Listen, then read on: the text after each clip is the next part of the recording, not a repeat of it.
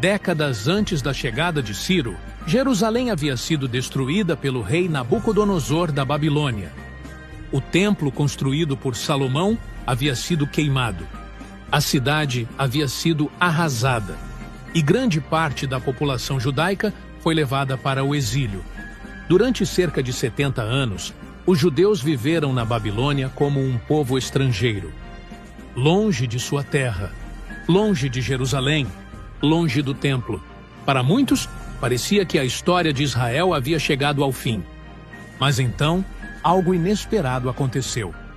Um rei estrangeiro tomou uma decisão que mudaria completamente esse cenário. Após conquistar Babilônia, Ciro publicou um decreto que permitiria aos povos exilados retornarem às suas terras de origem. Entre esses povos estavam os judeus. Esse momento é registrado diretamente na Bíblia. No livro de Esdras, encontramos uma declaração que revela algo impressionante.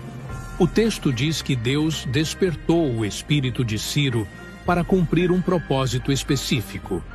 E então Ciro fez um anúncio oficial. Ele declarou que o Deus dos céus havia lhe dado todos os reinos da terra e que esse Deus o havia encarregado de reconstruir uma casa em Jerusalém. Com esse decreto, os judeus receberam autorização para voltar à sua terra. Não apenas isso.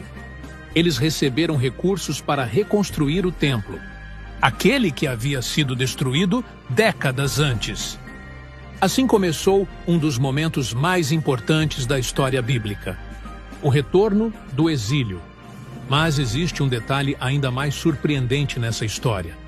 Muito antes de Ciro nascer, um profeta já havia anunciado o que ele faria.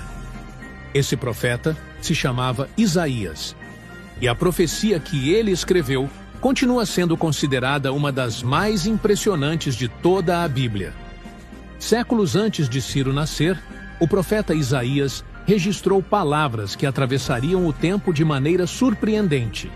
Isaías viveu aproximadamente no século VIII a.C., durante o período em que o reino de Judá ainda existia e Jerusalém ainda não havia sido destruída pela Babilônia.